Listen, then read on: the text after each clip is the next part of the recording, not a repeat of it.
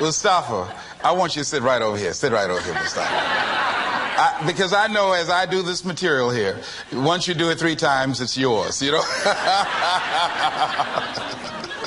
So I want you to be close to me. I want you to look at someone on your right and left, shake their hands and say, I'm doing better than good and better than most. Let's do that right quick, please.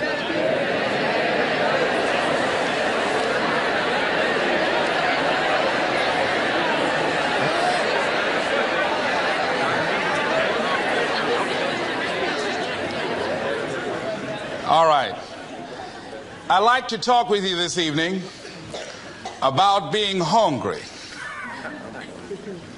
Somebody said, I'm hungry. It is something I like to share some ideas and thoughts with you. I'm not asking that you believe anything that I say. I'm not asking that you agree with me. I'm merely asking that you stand on and in the conversation that we'll share with you this evening. And if there's something that I say that can fit and work for you, I say use it. If not, discard it and let it be. Is that all right? Yeah. Say, that's fair enough. Very good. All right. One of the things I have realized, and many of us have, that if you want something out of life, if you want to change yourself, if you want to acquire something, if there's some goal that you want to reach, that is really not easy as some people will make us feel. That living your dream, changing your behaviors, overcoming negative habits, it's challenging. It's hard. That living alone is just very difficult. And once we begin to come to grips with the fact that living is difficult, life is very challenging. I heard a song once by a guy named Dimples called, If It Ain't One Thing, It's Another. I say to you, if it ain't one thing, it's 12 others. Always something. You will never ever have a problem-free moment in life. Somebody said, and I like this, that you either in a problem or just left one or headed toward one. Anybody found that to be so? Raise your hand if you know what I'm talking about. I mean, there's always something. So how do we begin to nurture that hunger? What are the characteristics or the qualities of people that are hungry? What will it take for me to get some of the things that I want? And being hungry for those things. Number one, you've got to work on yourself. It's very important that you engage in an ongoing process to develop you. Spend more time on yourself than what you've been spending. It's very important. You owe that to yourself. I was reading a book by Og Mandino called The University of Success. Read one line, gave me a chill. I didn't have to read anything else in the book. He said, many of us never realize our greatness because we become sidetracked by secondary activity. We spread ourselves too thin. Don't know how to say no. And we find ourselves doing all kinds of things and never ever have time to do those things that we need to do to work on ourselves. And then there goes a second. There goes another second. There goes another second. And we can't stop and hold time. And before you know it, you wake up one day and you're behind on your dreams and your bills.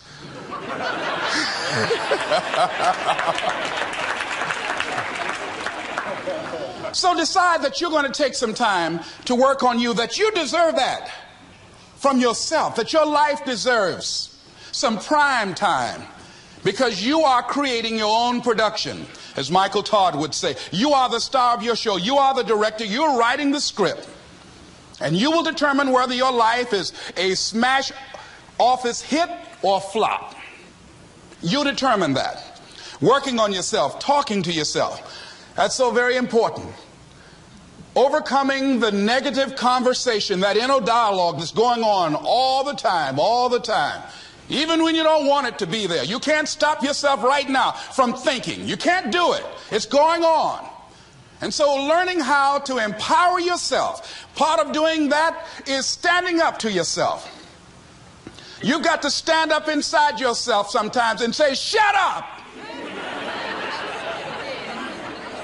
You've got to do this. I was going to give a presentation, and this voice inside of me saying, you can't do this. You don't have everything it takes. I shut up. I'm behind on my bills, and you're telling me what I can't do. I have got to do it.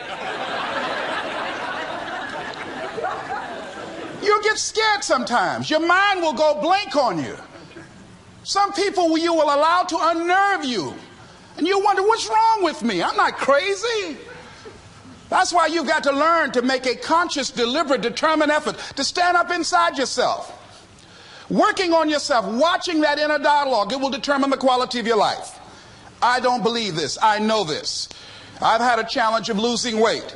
I'm walking through the airport, this voice say, why don't you have some M&M peanuts? No!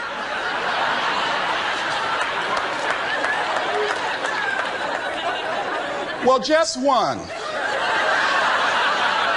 Then after you eat that, you might as well have a Snicker now, you sucker. I mean, it's challenging.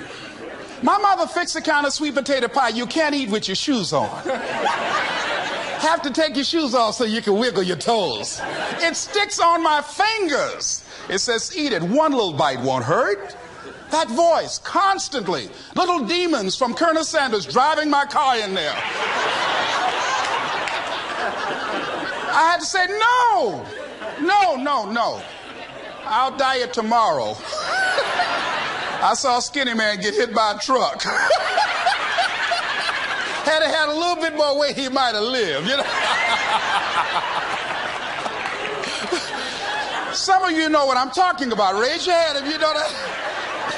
That voice is awesome. So you have got to stand up to that voice. When you're working on something you want to achieve, you have got to stand up to that voice. You've got to sell yourself every day on your abilities, on what you're doing, on the goal that you want to reach. You've got to sell yourself every day, according to your level of belief. It will manifest itself in what you're doing. Whatever we have right now, whatever we're demonstrating in our lives, is a result of what we believe subconsciously that we deserve. And part of increasing that belief level is that you have got to convince yourself every day. You've got to sell yourself.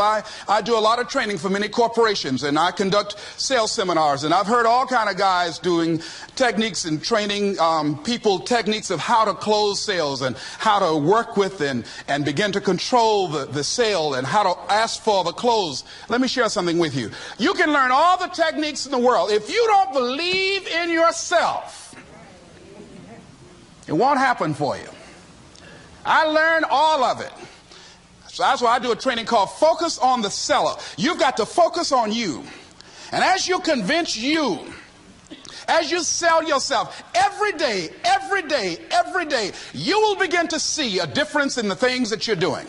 Selling yourself on your ability to perform a job, to achieve a certain objective. Telling yourself every day, here I go again. And I got what it takes. This is my day. And nothing out here is going to stop me. And when you go out there, life say, come over here. Say it again. Well, I'll be back tomorrow. That brings me to the next thing. It takes courage to act. Part of being hungry when you've been defeated, it takes courage to start over again.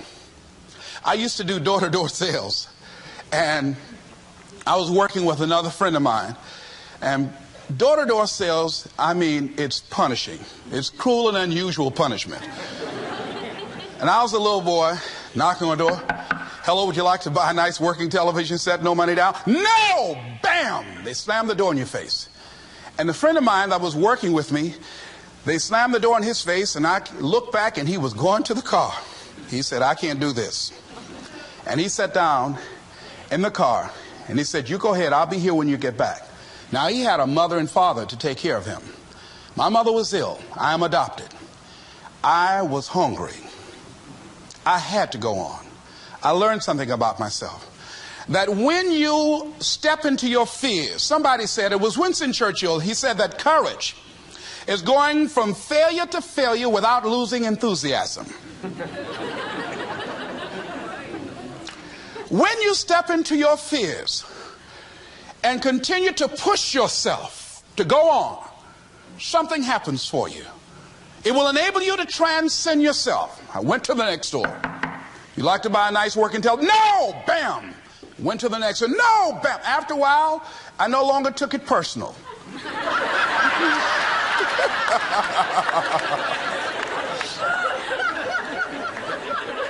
And I began to play a game. I said, well, I know there's a yes out here somewhere.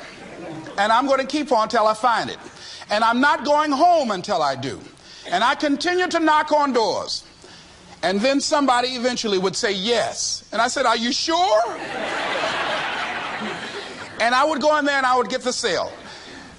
When you have something you want to do, if you don't develop the courage to do that which has been given you to do, and you spend a lot of time going around trying to convince other people or trying to get their approval, what will happen is that you will lose your nerve. And other people will convince you that what you're doing doesn't have any value, and you'll give up on your dream. It's an interesting thing about life, I've also found, that if you don't have the courage to act, sometimes and particularly if you have something special to do, life will move on you. If it were not for life, I would still be a disc jockey. I didn't just leave voluntarily to go to the state legislature. I was fired. I was working on a job, and I came home one day. I was married at the time, and I told my former wife, I said, that guy Bert I work for is stupid. She said, if he's so stupid, why does he sign you a paycheck? Now, you see why I divorced her, right?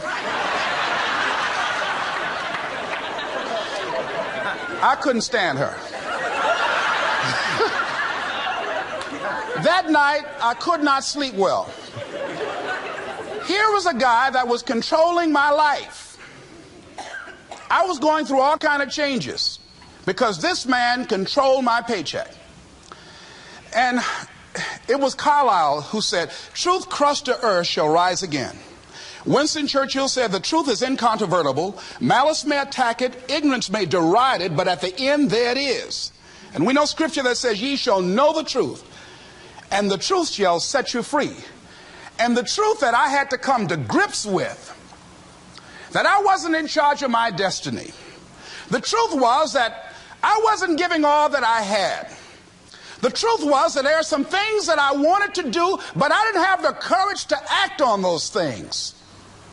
And the truth was that Bert Childs was a blessing to me. He made life so miserable for me, I had to start looking at my life differently. I started going to work earlier. I started being the last one to leave there. I started working harder than anybody else. The other guys could not. Why would you work so hard, Les? I said, I'm not working for them. I have been cheating, Bert, I thought. I've been cheating myself and my family. Wherever you are, whatever you're doing, do it with everything that you have. Develop the habit of giving more than what you're paid for. Develop the habit of setting standards that others will be measured by. Someone said, do not go where the path may lead, but go where there's no path and leave a trail. All right? It is easy to be negative today. It is easy to have low morale today. I was at a corporation and they're going through downsizing and going to lay off some 1,500 people over the next few weeks. It's very depressing there. And those people that stay there 9 times out of 10, they're just going to do just enough to keep from getting fired. Anybody can do that. But if you can begin to harness yourself and say that where I am, I'm going to do the best I can with what I got, because that is an expression of who I am. If you get into the habit of just being mediocre, it will become a part of your consciousness. If you get in the habit of giving less than what you have it within you to give, it will begin to reflect itself in your personality. It will begin to damage you psychologically. And you don't want to be a part of that kind of self-destructive behavior. And so you want to set some high standards for yourself. The next thing, part of what feeds that hunger, you've got to develop a sense of urgency.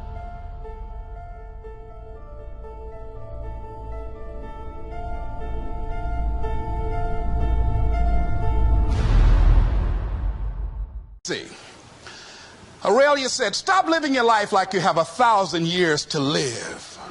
In life, you're either here today and you're gone today. If there's something that you want to do and you can't do it all at one time, do just a little bit of it. I like what Robert Schuller says. He said, by the yard it's hard, but inch by inch anything is a cinch. Do just a little bit of it. A friend of mine, Bobby Kerr, used to be a roommate. Bobby wanted to go into the area of public relations. He loved working with the public. Young lady he wanted to marry named Clarice. Bobby was a great procrastinator. Pretty soon the job where Bobby worked, they transferred him to another location. He went out to celebrate with the people on that new job site. And Bobby suffered a massive heart attack and died. Bobby didn't drink and didn't smoke, was under 40, and he died. Ask your question, how much time do you have left? How much time do you have left? When you start thinking about that, we don't know. We don't know. Bobby took all the greatness and all of the talent and all of his abilities to his grave with him. One of the things he could have put in parenthesis under his name, he didn't use all his stuff. And most of us do that. Most of us don't use the stuff that we have brought into the universe. And we want to make a conscious, deliberate, determined effort to start living life with a sense of urgency and using what we've got. Using ourselves up. Sharing what we brought into the universe to share. Because if we don't, nobody else will. Stop wasting valuable time. Knowing that if we begin to live our lives as if each day were our last, our lives will take on a whole new meaning. It take on a whole new expression. Valuing each moment that we are blessed with. The next thing that begins to nurture that hunger, honor yourself as your word. Don't give your word out lightly. When you throw your word out there and you don't honor it, it makes a statement about you. If you decide to maintain a sense of integrity with yourself, that if I speak it, I'm going to live it. It's who I am. And I'm going to be very cautious in how I give my word to others, and most of all with the commitments that I make to myself. Because I want my life to reflect my words and honoring who I am and what I express. Another challenging area in terms of nurturing and developing that hunger in yourself is learning the art of becoming single-minded. Learning how to concentrate. Learning how to focus in. And you'll be surprised at the things that you're able to do. When you learn how to block things out, when you learn how to keep thine eyes single, you'll be surprised at the ideas that will come to you, of the people that you'll be able to attract, of the opportunities that you'll be able to see. You'll begin to see things that have been standing there looking you in the face, say, I can't believe this has been here all this time. Here's a habit that I do. Maybe it might be of some value to you. I get up in the morning and I start writing what great ideas that I can think of today that can improve me and that will enable me to reach my goal. And I just let my mind flow. Sometimes I write 15, 20 ideas. Some days it's more difficult than others. One idea can change your life. One idea can turn your life around. Deciding that you're going to focus to develop your skills. A guy was the new owner of a baseball team that was in the basement of the league when he took it over. He went to the picture and he said, what is your best throw? He said, well, I got a good curveball and I've got a good fastball. And he went on talking about his different throws. He said, but tell me this, what is your best throw? He thought for a moment. He said, I've got a good fastball. He said, that's all I want you to work on. Nothing else. Just develop your fastball. The next year, they went to the World Series. Most people don't know where their fastball is. Most people go through life never discovering what their talents are. Most people never develop their talents. They have skills and abilities, but if you don't nurture them, if you don't develop them, they will never serve you. Your gifts can take you many places if you develop your gifts. Most of us don't like to do those things that come easy to us. I've always loved to talk to people. I decided, taking this advice, to develop my skills as a speaker. And my gift has developed and it's taken me many places. You have something that you brought to the universe, and that if you decide that my life deserves my developing this, what I do well, and becoming the best at it, and mastering myself, and seeing what I have within me, if you decide to drop your buckets where you are and develop your gifts, I grant you, you'll never ever be without. I grant you that your gifts will take you places that will literally amaze you. I grant you that if you begin to work to develop your gifts, you'll develop a strong sense of happiness. You'll get a larger vision of yourself. Because part of beginning to get a larger vision of yourself, all of us need some area of our lives where we can have a feeling of competence. That people know when they think about this area, that's something you do. That you eat and sleep that. And that you do that. You do that. And people know it. And you know it. And you know that you know this. If you don't know anything else, you know this. Can you tell I know what I'm doing? Oh, hello. You know this. So you've got to work on it.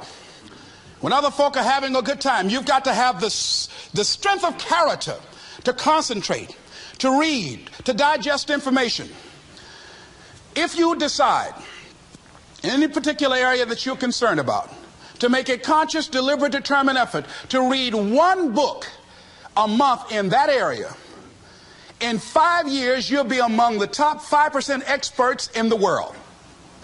I read a minimum of 2 books a week. The average American reads only 1 book a year. If you decide that area that you love, that you are going to master that particular area, in this era of accelerated change, overwhelming complexity, and tremendous competition, as you begin to develop and expand your skills and your talents and your vision of yourself, you will always be in control of your destiny. The next thing is, whatever it is that you want to do, you want to do it massively. I have a friend who was telling me that his sales were down. I said, well, how many phone calls you make a day? He said, 25. I said, double them. Make 50 or 75 or 100. He said, oh man, that's just too much. Said, what do you mean too much? You behind on your bills? You're talking about too much? You know one way to get back on your feet real quick is to miss 2 car payments? You talking about you're tired? There's no competition out here. Decide that you're going to push yourself. Most people won't do that. Most people give up on themselves easily. You know the human spirit is powerful. There's nothing as powerful. It's hard to kill the human spirit. They asked Benjamin Disraeli, a man who became the head of a country at a time when Jews were not allowed out after 10 o'clock. They said, how did you do it? How do you achieve it against such great odds? He said, nothing can resist the will of a people that will stake even their existence on the extent of their purpose for good. That when you have a made-up mind, when you decide that you want to do something, I was reading something the other day, he said, the power to hold on in spite of everything, the power to endure, this is the winner's quality. The hunger, the ability to face defeat again and again without giving up. This is a winner's quality. You have that quality within you. When you're hungry, you don't care about the facts. You don't care about the odds. Doug Williams played for the Washington Redskins, quarterback. John Elway of the Denver Broncos in the Super Bowl. Everybody was talking about Elway. After the Super Bowl, when Doug Williams made a historic passing game, they asked him, said, how were you able, in spite of all of the negative publicity saying that you couldn't win, how did you do it? He said, I ignored my critics. I just didn't pay any attention to them. I ignored myself because they kept on saying it so much. There were times I doubted whether or not I can do what I needed to do. There's a Doug Williams in everybody here. There's greatness in you. And you've got to learn how to tune out the critics outside and the critic inside. And since I'm going to do this, I'm going to harness my will. And I'm not going to let anything stop me. I deserve this. I'm going to do it until. And this friend, I told him, said, start increasing your calls. I said, I make 100 calls a day. I got a callus in my ear. My ear is kind of dark. You can't see it, but it's there.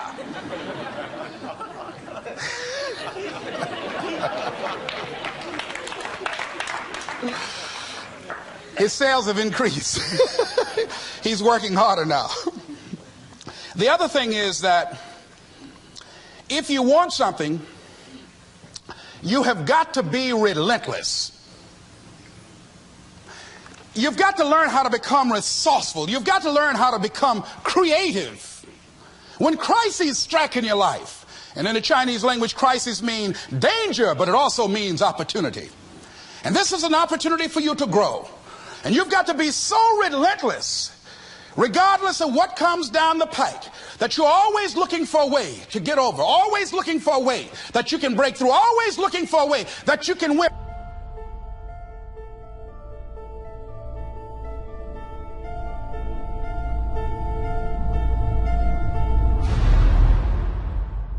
And always looking for a way that you can strike a telling blow. And pretty soon, I think there's some people watching us in the universe that say, wait, let's call a meeting over here.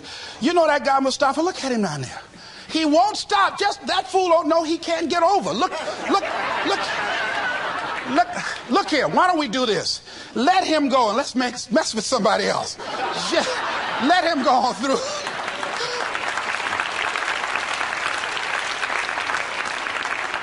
Life will just get tired of whipping you sometimes. And just say, let's just let this one go. I believe this. Now, no one has told me this, but I just kept on kicking. I didn't have sense enough to stop. I was intelligently ignorant. I didn't know what I couldn't do.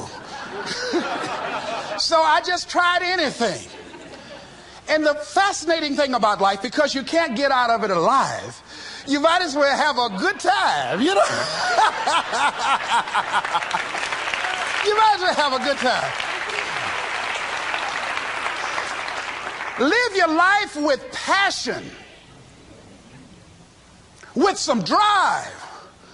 I was giving a seminar the other day, and I mentioned that I was going to do some training in August with some young teenagers and take about 100 away to a 2 or 3 day camp and wipe them out. Been working on this. So after the speech, one of the parents walked up to me and said, Mr. Brown, I'd like for you to do something for my son. He's not motivated.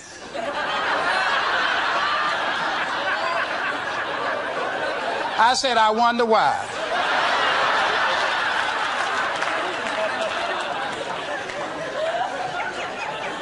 I wonder what's wrong with him. He had no fire whatsoever. See, what you do speak so loudly, folk can't hear what you're saying. And so if you don't have any fire, you know, you've got to watch the people, the relationships that you develop. Have people of kindred mindsets. If you're around folk who are dead and negative all the time, they will affect you. You want people that are around you that have smiles on their faces, looking good. I was telling a group last week, Abraham Lincoln refused to hire a guy because of his face. They said, but the guy can't help it. He said, anybody over 30 is responsible for their face. If you have some depressing face looking at you every day, it affects your blood pressure. Keep these dead faces away from you. It's contagious.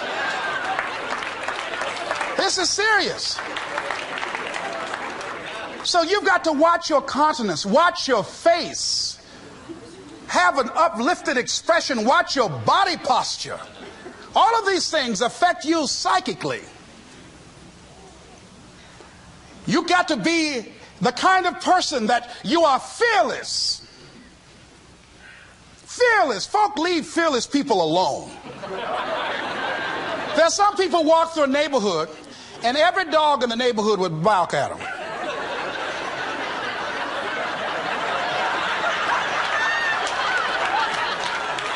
But there's some people come through and ain't nobody gonna mess with this.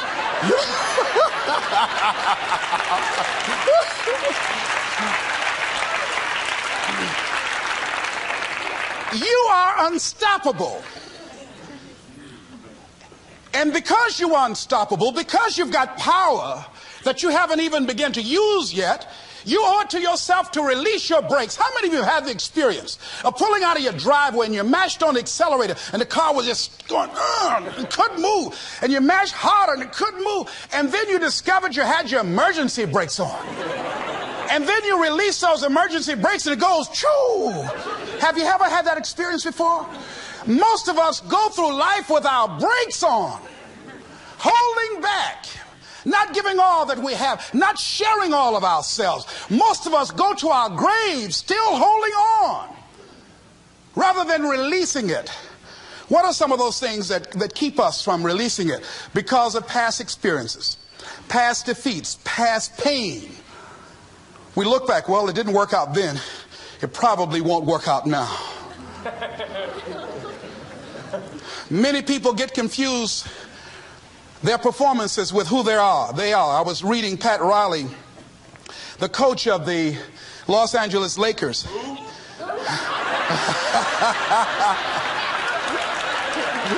But you're going to like this quote here. After the Trailblazers had blown them out of the water, and I'm sure he said this last night, they asked him, how do you feel? He said, tonight we were exposed for what we are right now. You see? That if my speech tonight doesn't work, it doesn't mean that I'm a bad speaker. It means that what I did didn't work tonight. And I've got to separate what I do from who I am. And I've got another shot. See, the last chapter to your life has not been written yet, and it doesn't matter about what happened yesterday. It doesn't matter about the things that you've done that you feel guilty about. If you wouldn't do it today, you're convicting an innocent person. You've been reborn to a new state of consciousness. And as they say, if we knew better, we would do better. And so you begin to decide, I'm not going to be denied. I remember, and I was telling someone, and they asked me, would you repeat that again? I was interested in going into broadcasting. I'm adopted. And that was my key out. I wanted to make my mama proud of me. I was very much appreciative of what she's done for my brother and sister and I. And that was my way out. And I went over to a radio station, asked a guy and told him that I was interested in broadcasting. He looked at me in my straw hat and my overalls. He said, you have any broadcasting background? I said, no, sir, I don't. What do you do? I cut grass. Young ladies asked me what kind of work I do, and I was working on a garbage truck. I say, well, I'm a sanitary technician. He said, we don't have any job for you. I decided that was something I was going to do. I decided I'm unstoppable. I'm going to go up in here and I'm going to do this. I started going to the radio station every day, developing a relationship with the people that were doing what I wanted to do. And that's what I encourage you to do. Whatever area you want to go in, find people that are doing it the way you want to do it and develop a relationship with them. When I decided to go in this area, I wrote letters to Dr. Norman Vincent Peale, to Zig Ziglar, to Dennis Waitley, all of the giants in this area. And I said, this is something I want to do. I've been following your career. Would you help me? Dr. Norman Vincent Peale answered my letter, did an article on me, wrote about me in the most recent book that he issued, and done many broadcasts about me. I'd wanted to develop a relationship and rapport with those people that were achieving those things that I wanted to achieve. By the same token, I would go to the radio station, and I developed a relationship with the guys. And they used me as an errand boy when they needed some food or someone to go pick up entertainers that came into town. Temptation singing My Girl, Jerry Butler singing For Your Precious Love, Sam Cooke singing Darling You Send Me. I would pick up the entertainers at the airport and driving around in the disc jockeys, big Cadillacs. They didn't have any driver's license, but I was acting like I had some.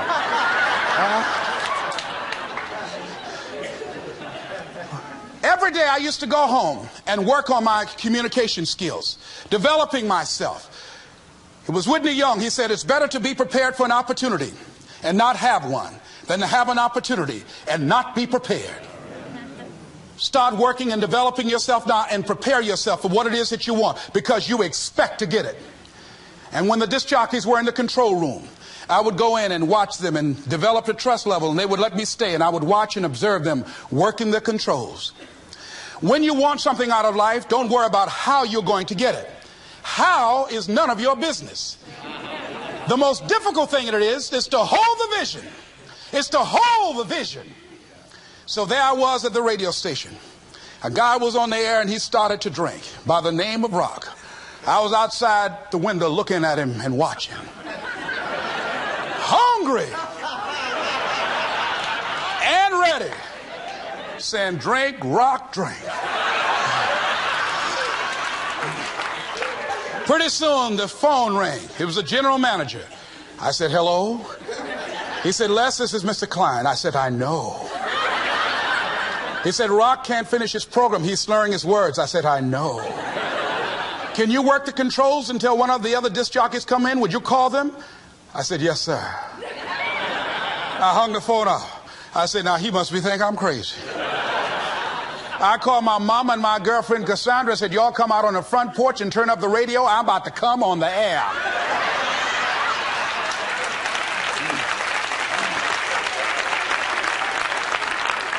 I waited about 15 minutes. I called him back. I said, Mr. Klein, I can't find nobody. He said, well, why don't you go in there and work the controls until they get there? And don't say nothing here.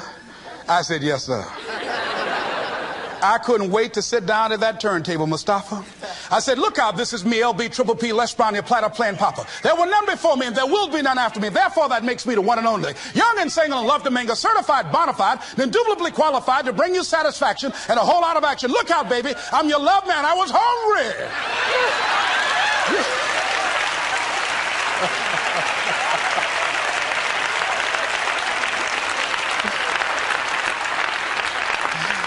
Shake somebody's hand on your right and left and say, you've got to be hungry.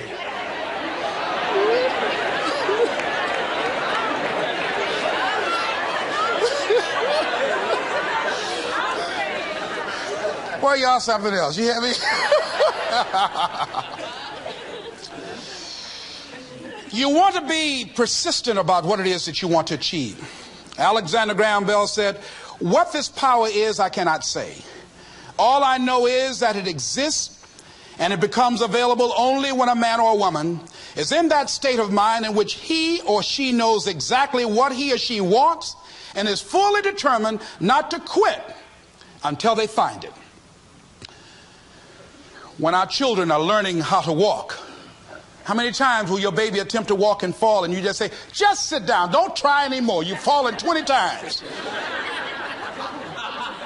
Just sit down somewhere, busting your lip and everything, getting in folks' way. When will a baby walk? It will walk when it walks. That's when it will walk. Les, when will you be known nationally as the motivator? I will be known when I'm known. That's when I'll be known. Don't get caught up in, well, I've tried it 4 or 5 times and things didn't work out.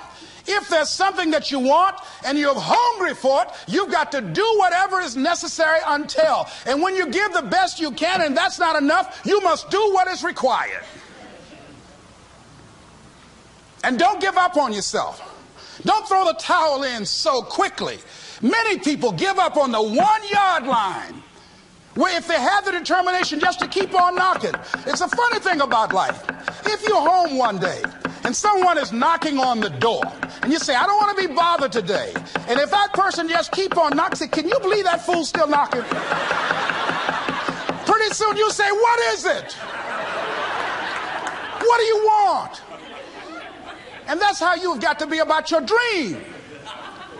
Some people, well, I guess ain't nobody home. I knocked on the door, but nobody came. I heard the television on and people were moving around, but I guess opportunity probably went out the back door. Oh, no. See, life is not just that simple. It's not that cut and dry. And that's why most people never realize their personal greatness, because they're casual about life. And when you are casual about life, you will end up a casualty. Life is serious business. So I encourage you to be persistent, to not decide that, well, I've done the best I can. I guess I just can't have it. Don't make that decision. Many of us make premature decisions about ourselves. Calvin Coolidge said something, a man who was a president that was not known for his eloquence or making any historical decisions, but something he wrote about persistence. And he says, press on. Nothing can take the place of persistence. Talent will not. The world is full of unsuccessful people with talent. Genius will not. Unrewarded genius is almost a proverb. Education alone will not. The world is full of educated derelicts. Persistence and determination alone are omnipotent. There's a person that is the embodiment of persistence and determination. A person who decided that some time ago that I'm not going to take anything to my grave with me. I'm going to use myself up, and I'm going to give and give and give until my last breath. This summer, I'm going to be working for her and with her doing training, teaching young people techniques and strategies on how to manifest their personal greatness, teaching them techniques and strategies that will change them at the subconscious level, changing their value systems, and let them see the major role they can play in society. Let's give Mrs. Rosa Parks a round of applause, if you please.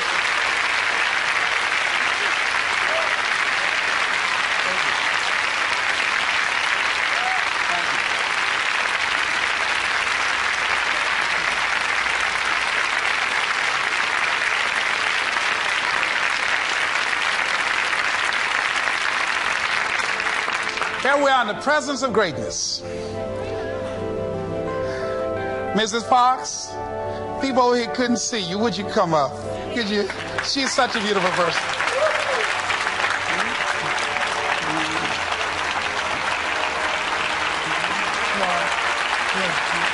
Beautiful person.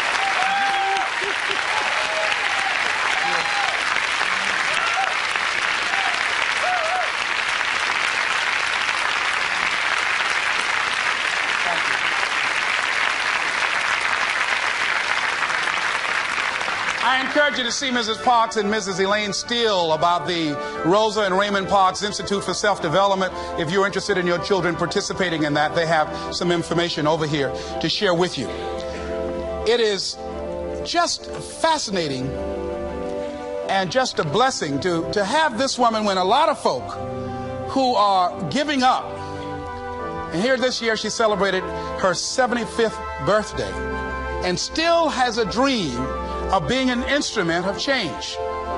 And there is a Rosa Parks in all of us who made a decision at one point in time, standing on the platform of oughtness, as Immanuel Kant talks about in a book called Critique of Pure Reasoning, that there's certain things we know we ought to do. We just know it. We owe it to ourselves and those around us. I don't know what your dreams are. I don't know what your goals are. But let me leave this with you.